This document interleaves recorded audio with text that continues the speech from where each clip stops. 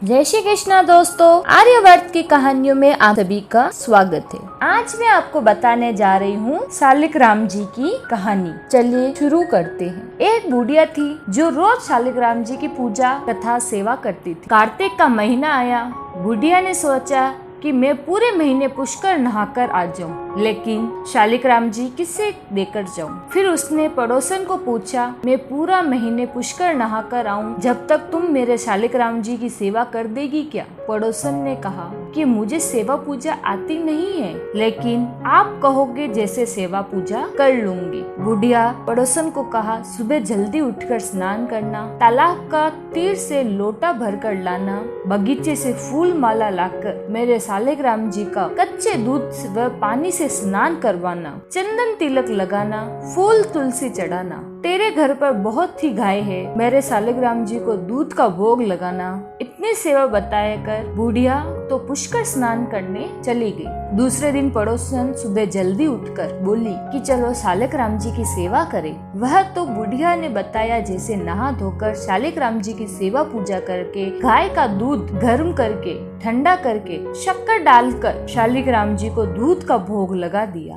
जल्दी जल्दी रसोई करके थाली भरकर भोग लगा दिया और कहा कि भगवान भोजन कर लेना। थाली शालिग्राम जी के मुंह के आगे रखकर अपने दूसरे काम में लग गई। शाम हो गई। जो भगवान के लिए शाम की रसोई में बेसन की पूड़ियाँ बनाई, दूध गर्म किया, शाम को भगवान को दीपक करने के लिए गई। जब देखे कि थाली परोसी हुई और दूध का कटोरा भरा हुआ ही पड़ा है, वह तो भोली थी। उसने भगवान को अर्ज की कि भगवान, आप तो सुबह से ही भूखे प्यासे बैठे हो, सुबह से ही कुछ नहीं खाया, आप दुबले पतले हो जाओगे तो आपकी मालकिन आएगी, जब मुझसे वह शिकायत करेगी कि मेरे शालिग्राम जी का ध्यान नहीं रखा। अभी तो मालकिन 1 महीने से आएगी, जो आप तो एक बार आज तो भोजन कर लो। आप भोजन नहीं करोगे जब तक मैं यहाँ से उठूंगी नहीं। भगवान तो उसकी इतनी सच्चे मन से भक्ति व भोली भाली देखकर मन में विचार किया कि यहाँ पर तो भोजन करना ही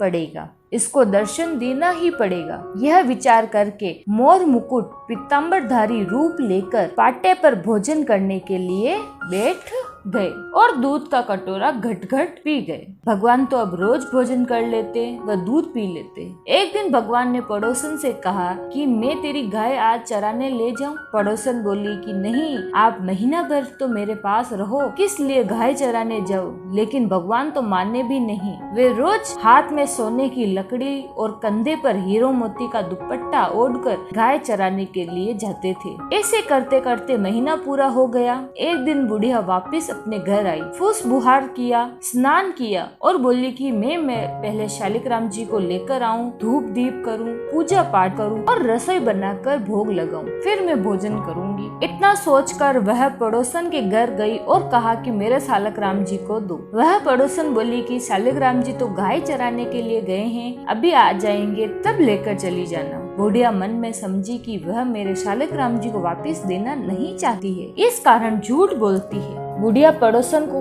खूब खरी खोटी सुनावे और दोनों में लड़ाई झगड़े और तू में हो गई। तो गली के लोग झगड़ा देखने के लिए आ गए। इतने में एक डोकरा लाठी लेकर हुआ आया और बोला कि क्या हुआ, आपस में क्यों झगड़ रहे हो? तब बुढ़िया ने डोकरे से कहा कि यह पड़ोसन मेरे शालिग्राम जी को दे नहीं रही है और ऊपर से कह रही है कि वह तो गाय चराने के लिए गए हैं, गाय चराने आ जाए तब लेकर चले जाना। शालिग्राम जी कभी गाय चराने के लिए जाते हैं क्या? एकदम झूठ बोल रही है। जब डोकरे ने उस बुढ़िया से कहा कि 1 महीने से शालिग्राम जी इसके पास है, तो अब यह कह रही है कि शाम तक गाय चरा कर आ जाएंगे तब ले जाना, क्या शाम तक रुक नहीं सके? यह क्या झूठ बोल रही है? ठीक है भाई, डोकरी की चली नहीं, वह अपने घर चली गई और शाम होने का इंतजार करने लगी। शाम पड़ते ही भगवान शालिग्राम जी गाय लेकर घर आ गए। गाय तो बाड़े में छोड़ दी और अपने कमरे में जाकर पाटे पर विराजमान हो गए। शाम पड़ते ही बुढ़िया भी आई और पड़ोसन से बोले